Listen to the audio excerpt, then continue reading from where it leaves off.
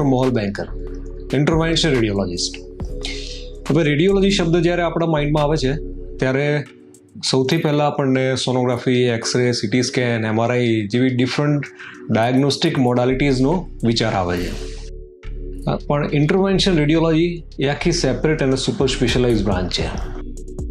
હવે ઇન્ટરવેન્શન રેડિયોલોજીમાં શું થાય છે કે આ જ ઇમેજિંગ મોડાલિટીઝ એક્સરે અને સોનોગ્રાફીને યુઝ કરી અને ડિફરન્ટ પ્રોસિજર્સ કરવામાં આવે છે.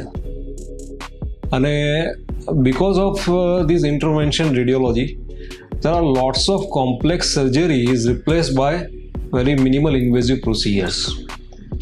ઘણી બધી જટિલ શસ્ત્રક્રિયાઓ છે જેને ઇન્ટરવેન્શન રેડિયોલોજીએ પ્રોસિજરમાં કન્વર્ટ કરી નાખી છે.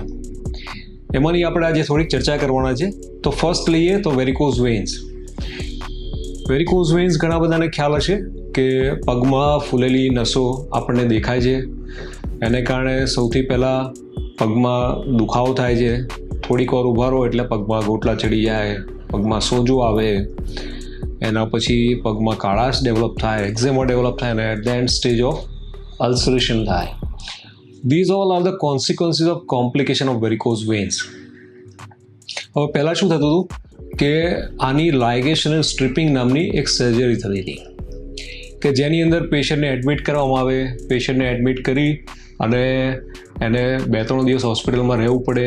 આખી જે ફૂલેલી નસો દેખાતી હોય એ નસોને ખેંચીને બહાર કાઢવામાં આવે. તો એ સર્જરીના પોતાના કોમ્પ્લિકેશન્સ હતા. લોટ્સ ઓફ બ્લીડિંગ થતું હતું, એનેસ્થેસિયા આપવો પડતો હતો અને પેશન્ટ પોતાની ડેઇલી લાઈફ રિઝ્યુમ કરે 10 થી 15 દિવસ પછી.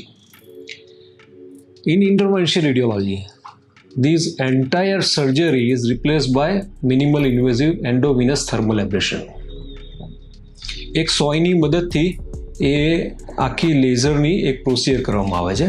સૌથી પહેલાં એમાં જે સોનોગ્રાફી કરી અને પગમાં જે લીકેજવાળા વાલ હોય એ ચેક કરવામાં આવે અને અંડર ધ અલ્ટ્રાસોનોગ્રાફી ગાઈડન્સ એ લીકેજવાળા વાલ સુધી આ લેઝર ફાઇબર લઈ જઈ અને એ લીકેજને બંધ કરી દેવામાં આવે. It's just minimal pinholes procedures local એનેસ્થેસિયામાં થાય છે અને એટલી એડવાન્સ પ્રોસિજર છે કે patient can resume his day to day life from the same day. So this is the beauty of intervention radiology. આવી જ બીજી એક રોગની વાત કરું તો વાસ્ક્યુલર માલફોર્મેશન્સ.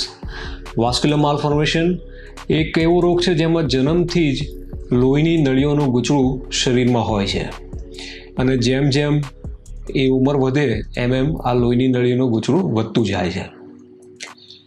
હવે આ જે લોહીની નળીઓના ગૂંચળામાં જે અંદરની જે સેલ લાઇનિંગ હોય છે એમાં એમ્બ્રિયોલોજિકલ કેરેક્ટરિસ્ટિકના સેલ્સ હોય છે which has a high potential for મલ્ટિપ્લિકેશન્સ.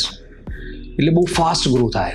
હવે આ વાસ્ક્યુલર માલફોર્મેશનની સર્જરી કરવા જાઓ તો પ્રોબ્લેમ શું થાય કે ઓલરેડી વાસ્ક્યુલર માલફોર્મેશન જે એ લોહીની નળીઓના ગૂંચળાથી બનેલું છે અને તમે જ્યારે સર્જરી કરવા માટે એના પર કટ મૂકો છો ત્યારે એટલું બ્લીડિંગ થાય છે કે it's very difficult to differentiate between the normal tissue and abnormal tissue at the time of surgery.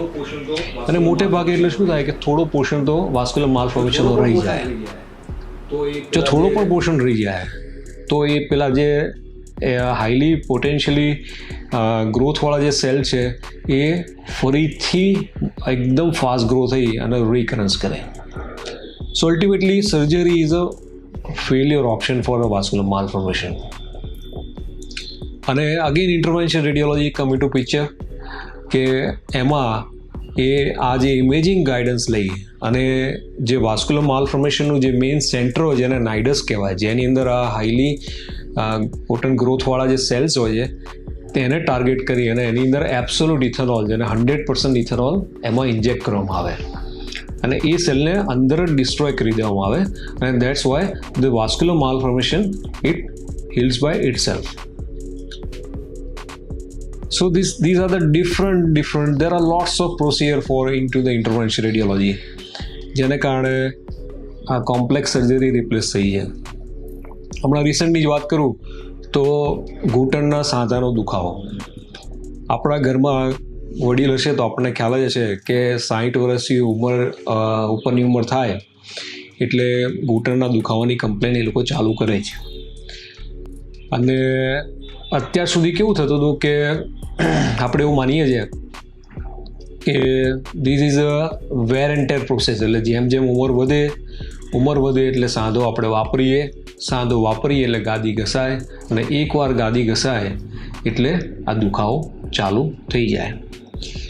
એટલે શરૂઆતમાં શું થાય કે આ દુખાવાની ટ્રીટમેન્ટ માટે આપણે થોડી ફિઝિયોથેરાપીની કસરત કરીએ, દુખાવાની ગોળી લઈએ, પણ એક સ્ટેજ એવું આવે કે આ કસરત કે ગોળીઓ પણ કંઈ કામ કરે નહીં, એટલે પછી આપણે એનું જોઈન્ટ રિપ્લેસમેન્ટ સર્જરી કરવી પડે.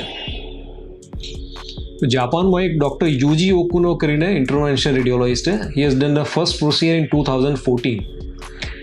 વોટ હી હેઝ ઇન્વેન્ટેડ કે આ જે વેર એન્ડ ટેરની પ્રોસેસ છે, it's a part of chronic inflammation.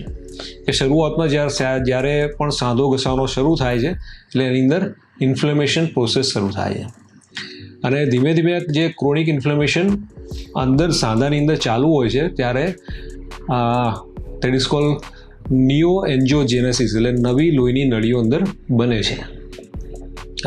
નવી લોહીની નળીઓ બને છે અને એને કારણે એ જે વેરેન્ટર પ્રોસેસ છે એ વધારે ફાસ્ટ થાય છે.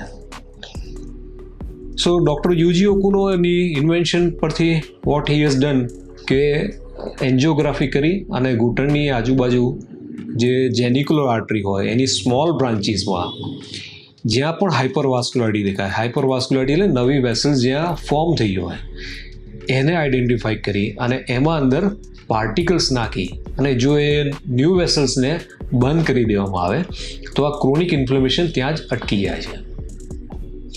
જેવું ક્રોનિક ઇન્ફ્લેમેશન ત્યાં અટકે છે એટલે આ જે વેર એન્ડ ટેરની પ્રોસેસ છે એ ત્યાં સ્ટોપ થઈ જાય છે.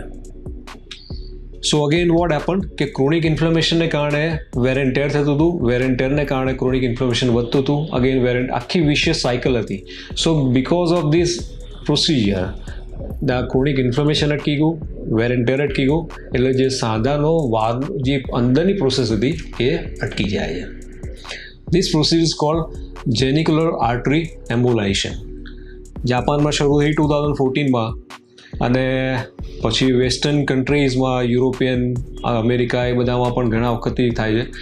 અમદાવાદમાં પણ આપણે હવે આ પ્રોસિજર કરીએ છીએ.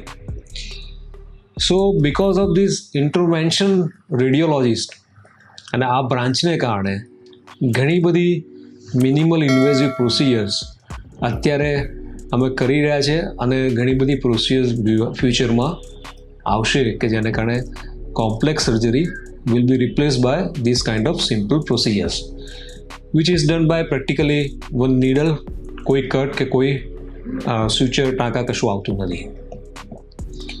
અને અત્યારે ઘણા બધા પેશન્ટ્સ પણ એટલા બધા અવેર થઈ ગયા છે કે દે આર આસ્કિંગ અસ કે આ સર્જરીનો કોઈ ઓપ્શન ઇન્ટરવેન્શન રેડિયોલોજીમાં ખરો.